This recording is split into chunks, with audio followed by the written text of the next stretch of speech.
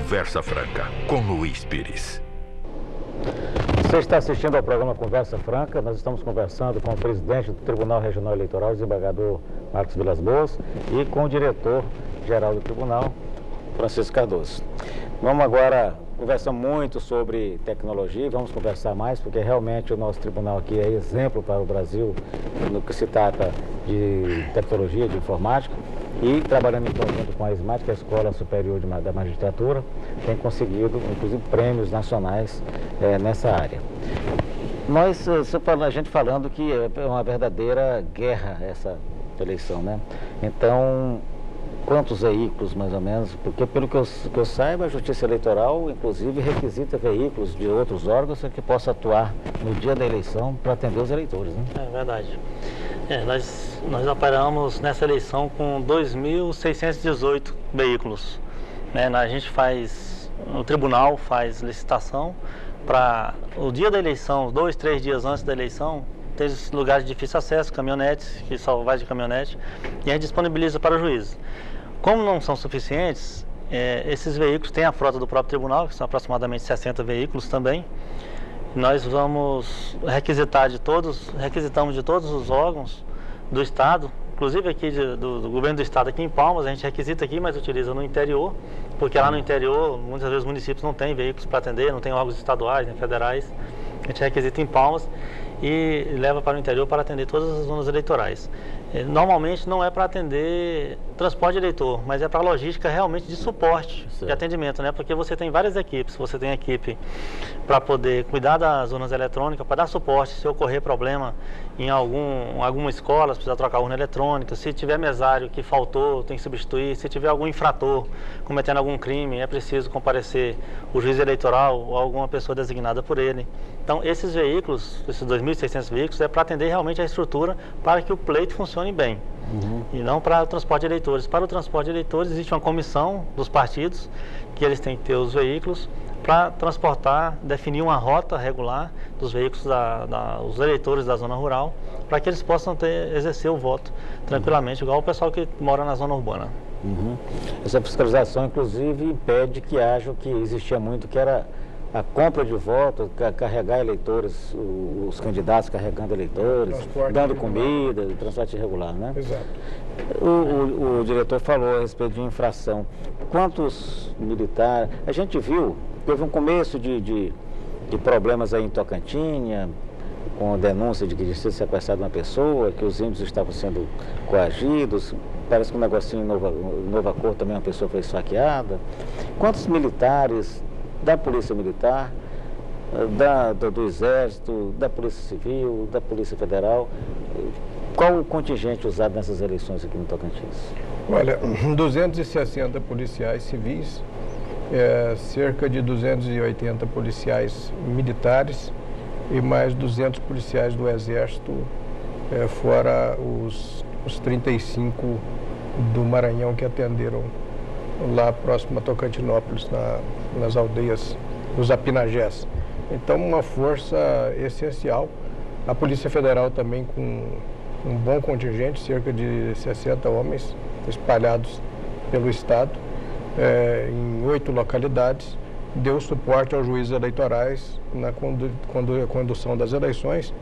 Fora que nós não tivemos assim nenhum fato de gravidade que trouxesse clamor ou que instabilizasse o pleito eleitoral.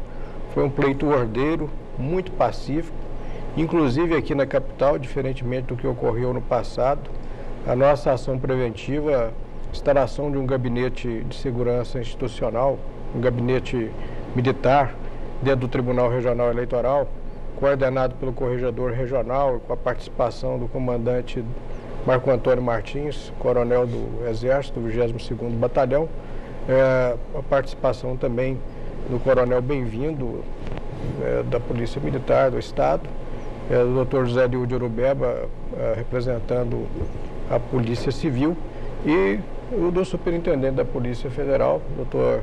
Elzo, que estiveram ali conosco o tempo todo discutindo as questões, decidindo como seria melhor resolvê-las. Também tivemos a participação do Procurador Regional Eleitoral, de forma que os casos pontuais de dúvidas de como proceder, inclusive de apoio às forças que se encontravam deslocadas, foram tratados ali naquele gabinete e resolvidos da melhor forma possível. Todas as denúncias e representações que chegaram à minha mesa, eu despachei determinando as providências cabíveis e sempre com conhecimento do gabinete para que o gabinete pudesse solucionar também sobre outro viés, né, o viés institucional. No caso do Exército, ele ficou mais nas aldeias indígenas. O Exército, como sempre, ele atua mais nas aldeias indígenas, porque as nossas eleições aqui são pacíficas. Exceto aquele caso residual de Xambioá, que eu entendo que já não é mais necessária a presença do Exército, porque já vão quase mais de 10 anos em que ocorreu aquele episódio lá, da invasão do cartório, e não se justifica. Eu acredito que a própria Polícia Militar resolveria o problema lá. Contudo, no caso de aldeias indígenas, nós temos que reconhecer que são territórios federais dentro do Estado. Não são reconhecidos como territórios, mas são terrenos da União, onde vivem etnias que têm esse direito a essa terra por uma determinação constitucional, um reconhecimento. Eram os povos que eram donos dessas terras, os europeus brancos que vieram, eles apassaram-se dessas terras, num ponto de vista até certo ponto baseado em uma tratativa, uma regulamentação cristã e no Tratado de Tordesilhas, mas que não se justificava, tanto que foi revisto depois e reconhecido o direito dos povos indígenas sobre as suas terras. Felizmente, reconhecido a tempo no Brasil, ainda ao ponto de se manter grandes áreas de terras, como essas que nós temos no Tocantins, né? Aldeias na Ilha do Bananal, nos Carajás, na Pinagés, lá na região de Tocantinópolis, Itacajá, Goiatins, os Xerentes aqui em Tocantins, enfim. O Exército só vai às aldeias indígenas por essa circunstância. Aliás, aldeias alguns de difícil acesso, né? Tem uma que tem pelo Mato Grosso, né?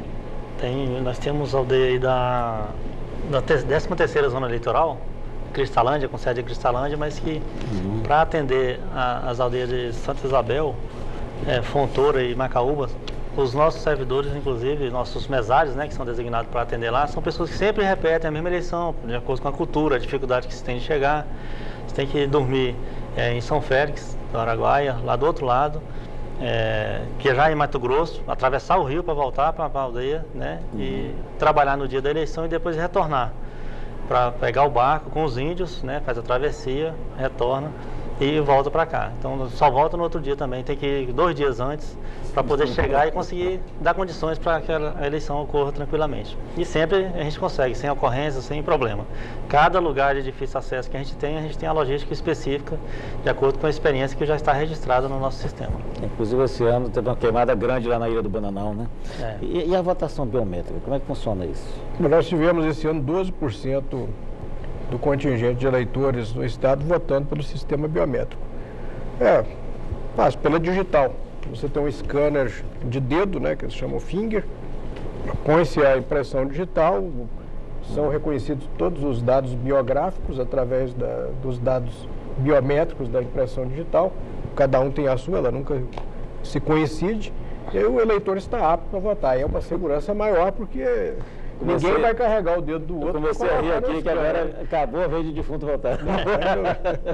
Defunto não vota mais, não tem jeito. A não ser que carregue o dedo e coloque lá. Tem como fazer aí um molde de silicone. Demorar muito, apodrece. Então, durante as eleições desse ano, houve esse teste aí com a perspectiva é o seguinte, é muito bem sucedido, quer dizer, muito rápido, muita segurança, os eleitores gostaram. Lá em Gurupi, por exemplo, onde nós tivemos eleição biométrica, também testamos já um sistema de monitoramento por câmeras que podemos no futuro implementar. É uma segurança, inclusive para pegar aqueles pichadores que jogam papéis durante a madrugada, né? Nós estamos pensando nisso daí para identificá-los e prendê-los todos, porque isso é uma violência. Hoje eu vi alguma coisa passando na televisão, várias pessoas escorregando nos papéis, não sei se foi em Curitiba ou em outro local. As pessoas caíam, senhoras já de idade, escorregando e machucando. Isso é uma falta de cidadania, é uma falta de fraternidade. Realmente. a despesa que dá, inclusive, para a prefeitura, limpeza, né, de cada município, que aqui em Palmas e fora vai demorar 8 dias para limpar toda essa sujeira. O pobre do Gari, um senhor já de idade, limpando a rua lá, dizendo, é difícil de limpar, porque ele gruda na crosta do asfalto, ele passa a vassoura, dificilmente sai aquele papel ali, não tem jeito de você espetar, então fica aquela coisa lá, muitas vezes tem que pegar com a mão. Então, isso é uma falta de cidadania. Isso deveria ser abolido e os partidos se preocuparem com isso aí, os candidatos também, porque é a imagem deles que está degradada. Exatamente. Então, a gente vê a cada dia mais o povo protestando contra os políticos por causa dessas espécies de comportamento que ninguém aceita mais. Ninguém aceita e os mais políticos não abrem os ouvidos e os olhos para esses clamores. Exato. Porque normalmente na nossa região já era para estar começando a chover. Se tivesse chovido esses 2 dias, poderia entupir as bocas de lobo. Isso é um problema seríssimo para São Paulo, veja bem a situação de São Paulo. Hoje o repórter da televisão diz assim, ainda bem que não está chovendo, porque se chovesse, isso é uma inundação. Com a quantidade de papel que tem nas ruas de São Paulo, que são esses santinhos que foram jogados, entupiria todas as bocas de lobo e seria inundação na certa. Aí seria uma catástrofe na cidade. Sem dúvida nenhuma. E a votação paralela, como é que funciona? E por que é a votação paralela? É para testar o sistema, ver se está tudo regular, se as urnas foram bem preparadas. Elas são escolhidas a esmo, né, sorteadas, 2 urnas trazidas para cá, uma auditoria vai inspecionando. O caso funcionou com uma urna de lona, onde foram coletados votos em colégios da cidade. A urna era retirada, cantada, registrada no computador, registrada na urna e acompanhada por fiscais e por auditores contratados pelo Tribunal Superior Eleitoral. E, ao fim, faz-se um batimento, checado para ver se aqueles votos que entraram na urna correspondem àqueles votos que foram registrados. E, ao final, assinada a qualificação. É mais uma segurança, né? Certificação da segurança do que o eleitor realmente vota na urna. O resultado que sai no boletim de urna é aquele que foi digitado pelo eleitor, para testar a segurança. Na verdade, nós que somos da Justiça Eleitoral conhecemos, mas a sociedade brasileira já não tem mais dúvida em relação à segurança da urna eletrônica, mas o Tribunal Superior Eleitoral entende que é importante manter essa auditoria, que é uma auditoria independente, é uma licitação, a empresa de auditoria que ganha vai lá e comparece. E aí, com esse procedimento, se garante que todos os votos que são digitados na urna, essa urna é uma urna oficial. No caso nosso, foi sorteada uma urna de Colinas. Então, essa urna estava pronta para ser votada em uma escola lá. Então, teve que tirar essa urna, traz aqui para Palmas, vamos votar nela. Aí, a gente pega a relação dos eleitores daquela sessão e os partidos foram ao tribunal, fizeram a votação naqueles candidatos que são daquela sessão, daquele município, no caso de Colinas, fez a votação e o resultado, que sai daquela urna que já estava preparada, não tem como o tribunal mexer mais naquela urna, né? Estava oficial. O juiz de Colinas determina que se decargue em outra urna para que aqueles eleitores da sessão original tenham condições de votar, faz a votação normalmente lá em Colinas. E aqui também tem uma urna de Palmas, é uma do interior e uma da capital. E a urna de Palmas foi sorteada também, traz ela para o tribunal e começa a votar nos candidatos de Palmas. Esses candidatos de Palmas já haviam sido votados pelos alunos lá do colégio específico. Então, com essa votação dos alunos lá do colégio específico, é que foi feita essa alimentação, de transferir os votos da cédula que eles votaram para a urna eletrônica. Ao final, comparou as votações de cédulas com o resultado da urna eletrônica e certificou que realmente não tem falha, não tem como dar um resultado diferente do que aquele que o eleitor escolheu. A gente que acompanha todos os anos tem certeza disso, que não há como fraudar as eleições através da urna eletrônica.